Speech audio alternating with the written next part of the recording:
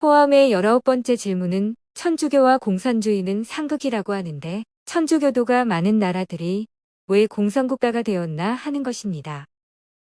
천주교도가 많은 나라가 공산국가가 된 것이 아니라 공산국가에 천주교인이 많은 것입니다. 복음 전파에 대한 천주교의 열심으로 천주교는 이 나라 저 나라를 가리지 않고 복음을 전합니다. 개신교도 복음을 전하지만 개신교는 자유가 없는 나라에서 정착하기 힘듭니다.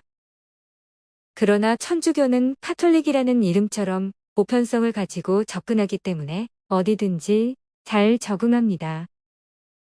역사적으로 하나님을 모르는 나라에 천주교가 먼저 들어가서 문을 열어놓으면 그 뒤에 개신교가 들어갔습니다. 1549년에 천주교가 일본에 들어갔으며 1859년에 개신교 선교사가 입국했습니다.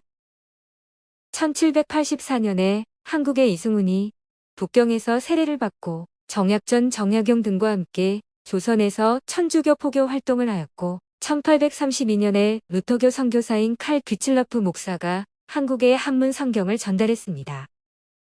중국엔 1576년에 천주교 교구가 세워졌으며 1807년에 개신교 선교가 시작되었습니다.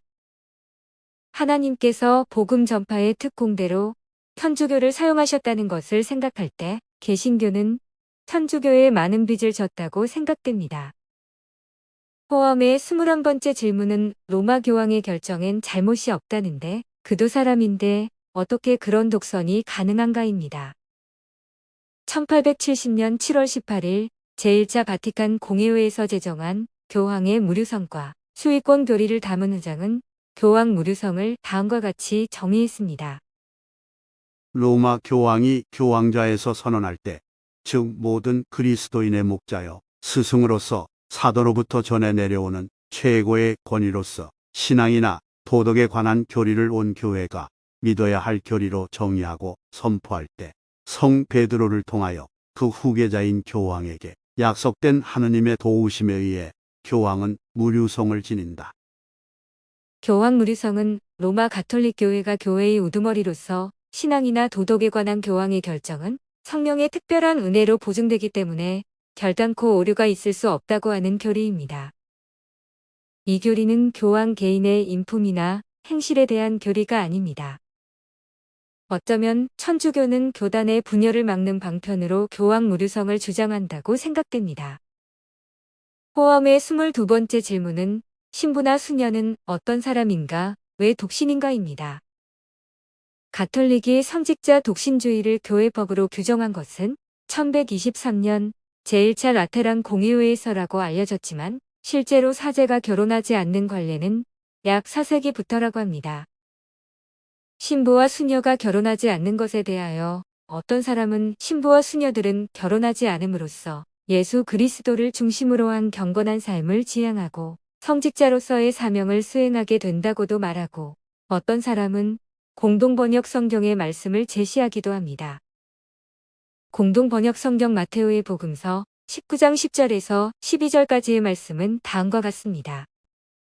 제자들이 이 말씀을 듣고 예수께 남편과 아내의 관계가 그런 것이라면 차라리 결혼하지 않는 것이 좋겠습니다 하였더니 예수께서 이렇게 대답하셨다. 다만 하느님께서 허락하신 사람만이 할 수 있다. 처음부터 결혼하지 못할 몸으로 태어난 사람도 있고 사람의 손으로 그렇게 된 사람도 있고 또 하늘 나라를 위하여 스스로 결혼하지 않는 사람도 있다. 이 말씀을 신부나 수녀가 결혼하지 않아야 하는 것을 장려하신 말씀으로 제시하지만 이 말씀은 음행한 까닭 외의 아내를 버리고 다른 여자와 결혼하면 간음하는 것이다라는 말을 결혼하지 말라는 말로 받아들인 제자들에게 하신 말씀입니다. 즉 결혼하지 못할 사람도 있고 결혼하지 않는 사람도 있지만 결혼하지 않는 것을 장려하신 말씀은 아닙니다.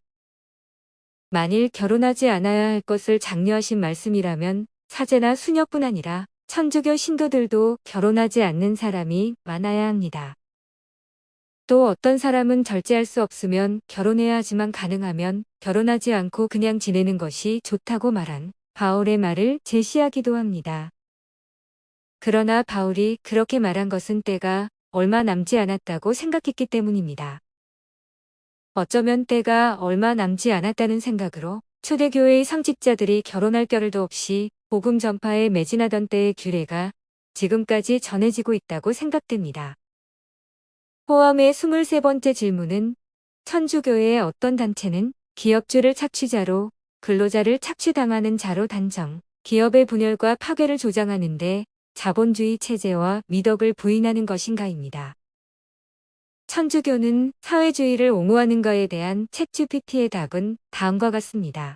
천주교는 사회적 정의와 인간의 복지를 중요하게 생각하는 종교입니다. 사회적으로 가난하거나 억압받는 이들의 권리를 지키고 그들의 복지와 안녕을 증진시키기 위해 노력합니다.